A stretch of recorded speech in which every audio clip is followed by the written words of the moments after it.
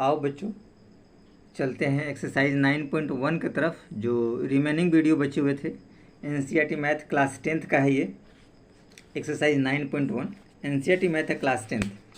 पिछले वीडियो में हम लोगों ने 6 तक कवर किया था, तो अभी हम लोग 7 नंबर क्वेश्चन से देखेंगे कि ये 7 नंबर क्वेश्चन क्या कह रहा है। बहुत इजी है, बस कॉन्सेप्ट को आप समझते जाइए और बनाते जाइए। कुछ ऐसा नहीं है कि आपको प्रॉब्लम क्रिएट करेगा, लेकिन थोड़ा सा समझना जरूरी है कि क्या कह रहा है। देखिए, तो चलते हैं हम लोग 7 नंबर क्वेश्चन में। देखिए 7 नंबर क्वेश्चन यही है, कहता है from a point on the ground, ground पे एक पॉइंट है, the angle of elevation of the bottom, bottom का angle of elevation and the top of a, और top of transmission tower, transmission tower है, मतलब संचार कोई टावर है, तो fix at the top of 20 metre high building, जो 20 metre ऊंची बिल्डिंग के ऊपर है। मतलब ये बिल्डिंग है, उसके ऊपर संचार टावर है। जैसे मोबाइल टावर होता है, घर के ऊपर लगा रहता है, घर नीचे है तो टावर ऊपर लगा हो, यानी कि बिल्डिंग के ऊपर लगा रहता है, तो वही है संचार टावर। आपको दे रखा है transmitter tower, fix at the top of 20 metre, 20 metre high पे फिक्स किया गया है। बिल्डिंग आर 45 और 60, ये दो एंगल दिए है, एंगल ऑफ एलिवेशन, ठीक है ना। यानी कि जो ग्राउंड से पॉइंट्स है तो 45 और 60 ये एंगल बना रहा है। कहाँ पे? टॉप पे, जो संचार टावर का टॉप है और बिल्डिंग का टॉप है respectively. Find the height of tower, तो आपको क्या करना है, हाइट ऑफ टावर आपको बताना है, ठीक है ना। अब थोड़ा सा डायग्राम से इसे समझेंगे तो अच्छा से आपको समझ में आएगा। ऐसे तो आप क्वेश्चन देखते रह जाएंगे, क्वेश्चन तो आप लोग एनसीईआरटी में देख सकते हैं, कुछ विशेष नहीं है। एनसीईआरटी का बुक में आप क्वेश्चन कभी भी देख सकते हैं सावधानी से। देखिए ये क्वेश्चन आपका 7 नंबर है, तो आपको समझ में आएगा आसानी से, ठीक है ना। 7 नंबर क्वेश्चन को सावधानी से देखिए, पहले पिक्चर को तसल्ली से देखिए, आपको समझ में आएगा। देखिए ये बिल्डिंग है आपका 20 मीटर हाई का, और इसके ऊपर ये ट्रांसमिशन टावर लगा हुआ है, संचार टावर जो है वो लगा हुआ है, ये वाला है, ये CD जिसका नाम हमने दिया है।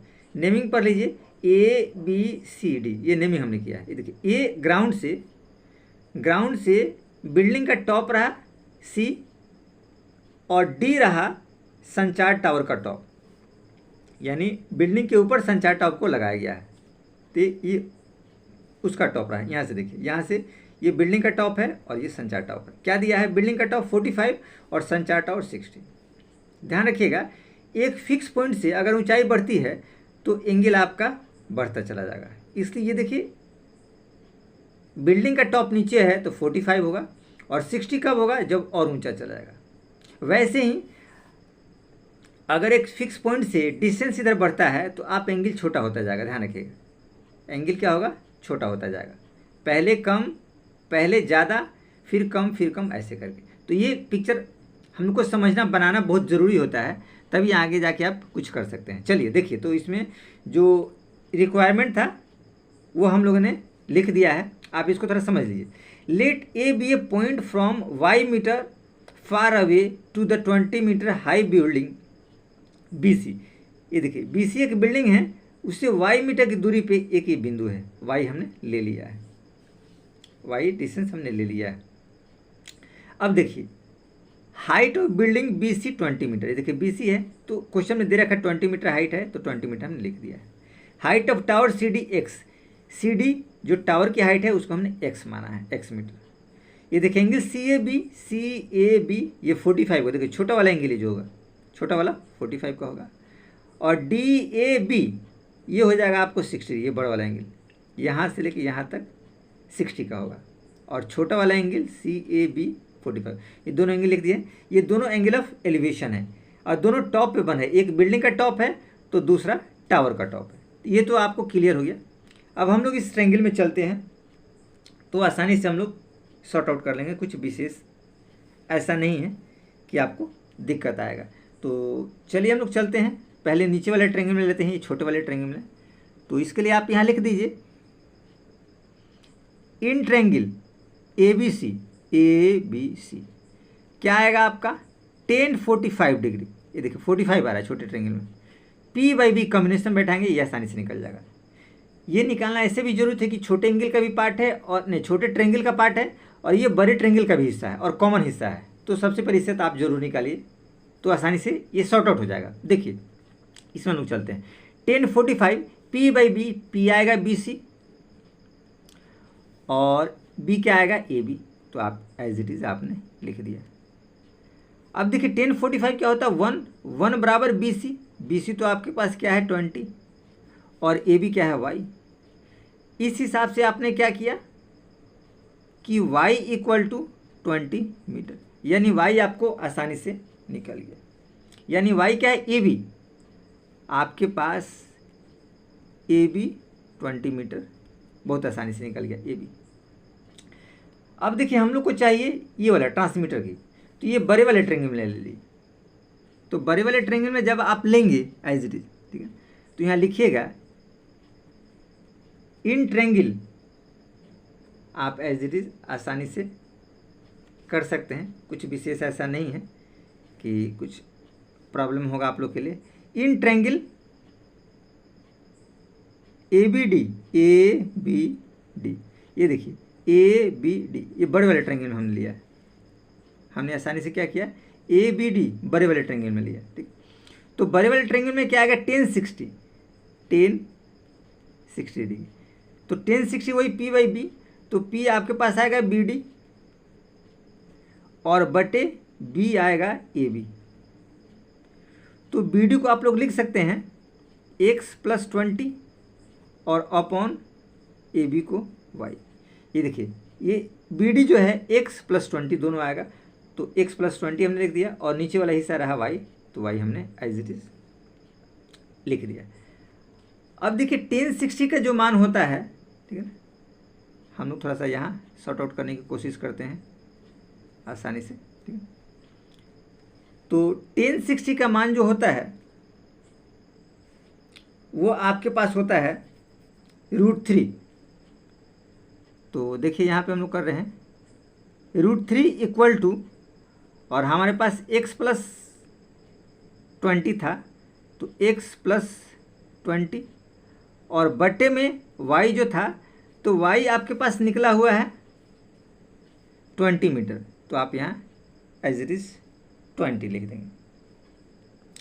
अब इसको क्रॉस मल्टीप्लाई करेंगे, चाहे तो इसके नीचे 1 लगा सकते हैं, क्रॉस मल्टीप्लाई कीजिए, तो 20√3 और x प्लस 20, तो x प्लस 20 अपने तरफ रखिए, x प्लस 20 मैंने बोला हूँ कि अल्फ़ाबेटिकल पार्ट अपने तरफ रखिए, 20√3। ये देखिए x निकालेंगे तो क्या आएगा 20√3 और -20, ये 20 इधर माइनस हो जाएगा। अगर इसमें कॉमन निकालेंगे तो 20 और ये आ जाएगा √3 -1, 20 बाहर और √3 -1 अंदर, और यही आपका x वाला पार्ट हो गया, यानी ट्रांसमीटर टावर की ऊंचाई होगी। आप लिख सकते हैं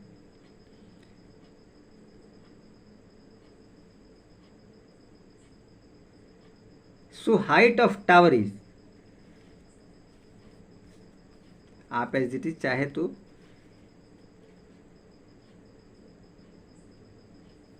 इसको आप लिख सकते हैं, लिखिए so the height of tower is 20√3 -1 metre. यही आपका क्या हो जाएगा, आंसर हो जाएगा। तो इस हिसाब से हम लोगों ने 7 नंबर पार्ट को कंप्लीट किया। तो चलिए हम लोग चलते हैं नेक्स्ट 8 नंबर क्वेश्चन की तरफ और देखते हैं कि हमारा ये 8 नंबर क्वेश्चन क्या कह रहा है, ठीक है ना। 8 नंबर भी क्वेश्चन कुछ विशेष नहीं, बहुत इजी है, आप इसको आसानी से बना लेंगे। देखिए 8 नंबर क्वेश्चन को हम लोग चलते हैं। देखिए 8 नंबर क्वेश्चन है, a statue 1.6 metre tall stand on the top of a pedestal from a point on the ground on the ground, the angle of elevation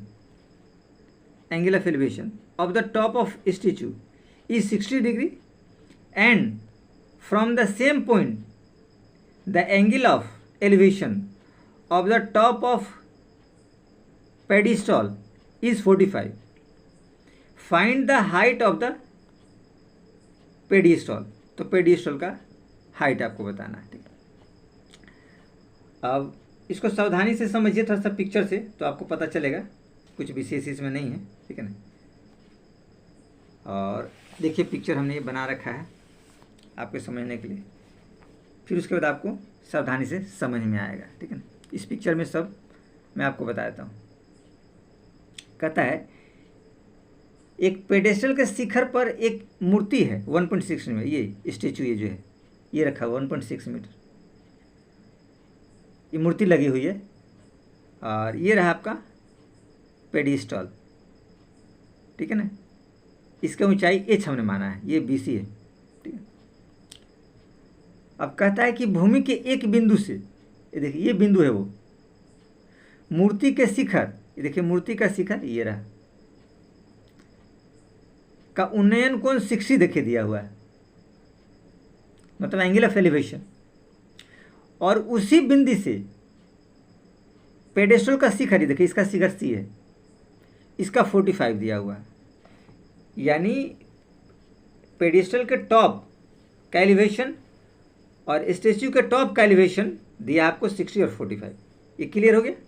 45 इस पेडिस्टल का है, पेडिस्टल, और ये आपको 1.6 जो दिया है स्टेचू, इसके टॉप का है 60, तो दोनों दे दिया है, तो आपको इसका निकालना है। अब देखिए इसी को हम लोग थोड़ा लिख रखे हैं, let height of pedestal BC equal to h metre और height of statue AB equal to 1.6 metre, ये दिया हुआ है।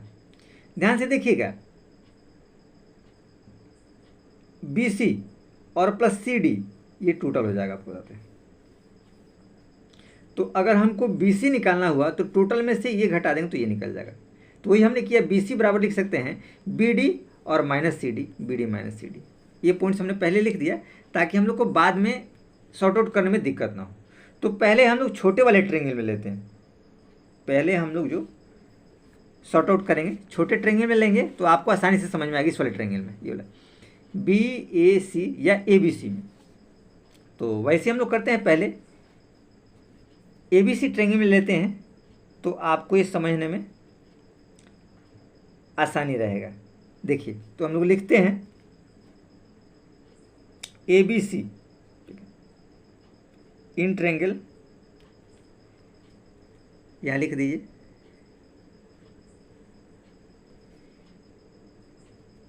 In triangle ABC। ये देखिए हमारे पास जो संबंध बन रहा है, ये बन रहा है हमारे पास P और B, तो 10 का संबंध हम लोग ले सकते हैं ऐसे। तो 10 45 का संबंध हम लोग लेंगे, छोटा वाला में लिखेंगे 10 45 degree equal to P by B। P है BC और B है AB। 10 45 का मान 1 होता है और BC तो आपको H दिया है, और AB तो हम लोग को पता है नहीं, तो हम लोग AB ही रहने देंगे। इसको फाइनल हम लोग लिख सकते हैं H बराबर AB, यानी H AB के बराबर, यानी दोनों बराबर हो गए। ये जितना है उतना ही ये वाला पार्ट हो गया, एक क्लियर हो गया हम लोग को, दोनों बराबर, यानी AB H आ गया एक तरीके से, मान लीजिए अभी इस हिसाब से जो हम लोगों ने अभी सॉर्ट आउट किया। तो अब हम लोग को बड़े वाले ट्रायंगल में चलना है, ABD में लिखेंगे इन ट्रायंगल ABD। ये देखिए ये बड़े वाले में, तो बड़े वाले में आएगा 1060। बड़े वाले में हम लोग चलेंगे, यह आपके पास आएगा 1060 डिग्री P बाई B। ये देखिए P ये वाला पार्ट आएगा, तो ये हो जाएगा BD और B आएगा आपका AB। क्लियर हुआ। तो 1060 का जो मान होता है वो होता है √3 इजकल टू बी डी। ये देखिए ये बी डी है, तो बी डी में h प्लस 1.6 आ जाएगा, h प्लस 1.6 और अपॉन ए बी जो है वो भी h आ जाएगा। ये आप लोग ध्यान रखिएगा, ठीक है। ये हमारे पास आ गया, ठीक है। अब देखिए यहाँ से लाइन ड्रॉ करके थोड़ा सा आगे हम लोग करते हैं। इसको जब क्रॉस मल्टीप्लाई करेंगे तो √3h आ जाएगा, √3h equal to h plus 1.6। h को आप इधर लाइए, √3h minus h equal to 1.6, h common लेंगे तो √3 माइनस 1 इजकल टू 1.6। ये रिजल्ट आएगा, ठीक है। अब h जब हम निकालेंगे तो हमारे पास रिजल्ट आएगा h इक्वल टू 1.6 और अपॉन में √3 माइनस 1।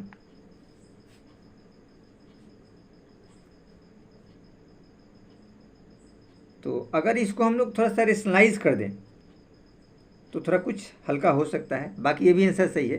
तो हम थोड़ा रेशनलाइज करते हैं, रेशनलाइज में इसी को ऊपर नीचे मल्टीप्लाई करते हैं। देखिए √3 प्लस 1 और √3 प्लस 1, एक अंक रहता है रेशनलाइजेशन में, अगर एक डिजिट यहाँ है तो उसी को मल्टीप्लाई करेंगे, लेकिन यहाँ दो टर्म है तो दो टर्म में ध्यान रखेंगे साइन को बदल देते हैं। यहाँ देखिए माइनस है तो प्लस करेंगे, प्लस है तो माइनस कर देंगे। तो देखो माइनस था प्लस कर दिया, तो √3 प्लस 1 √3 प्लस 1, और जब मल्टीप्लाई करेंगे तो रिजल्ट आएगा 16 √3 प्लस 1। ये नीचे आ गया। ये देखिए a minus B A plus B, तो हम लोगों ने फॉर्मूला पढ़ा था a plus B A minus B, हम लोगों ने फॉर्मूला पढ़ा था a square minus B square equal to होता है a प्लस बी और a माइनस बी। ये फॉर्मूला होता है, एक बार प्लस करेंगे एक बार माइनस करेंगे तो a square minus B square. इसी फॉर्मूला में ये एप्लीकेबल होगा। ये देखिए प्लस है और माइनस है, यानी कि √3 प्लस 1 और √3 माइनस 1, ये आपके पास रिजल्ट रहा है, ठीक है। तो जब सॉर्ट आउट करेंगे तो हमारे पास आएगा 16 √3 प्लस 1 और नीचे में √3 का स्क्वायर और माइनस 1 का स्क्वायर, तो ये आ जाएगा 1.6। 16 नहीं, ध्यान रखिएगा 1.6, ये देखो 1.6 चला आ रहा है। 1.6 √3 प्लस 1 और ये ब्रैकेट में हो जाएगा 3 माइनस 1। तो 3 माइनस 1 क्या होगा, 2 होगा। तो एज इट इज़ आप यहाँ आप लिख सकते हैं, आप एज इट इज़ यहाँ सावधानी से लिख सकते हैं 1.6 ब्रैकेट के अंदर √3 प्लस 1 और 3 में से 1 जाएगा तो बचेगा 2। तो 1.6 को जब 2 से डिवाइड करेंगे तो ये आएगा 0.8 और ब्रैकेट में होगा √3 प्लस 1 मीटर। और as it is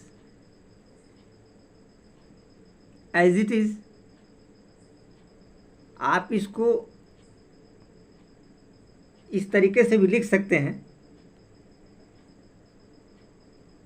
height of पेडेस्टॉल लिख देंगे,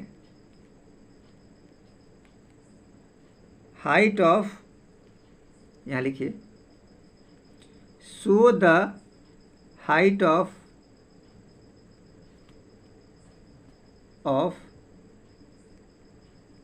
pedestal is 0.8 √3 प्लस 1 मीटर। ये आपका आंसर आ गया, ठीक है। इस हिसाब से हम लोगों ने क्या किया, इस वाले पार्ट को आसानी से कंप्लीट कर लिया, हम लोग को कोई प्रॉब्लम नहीं हुआ।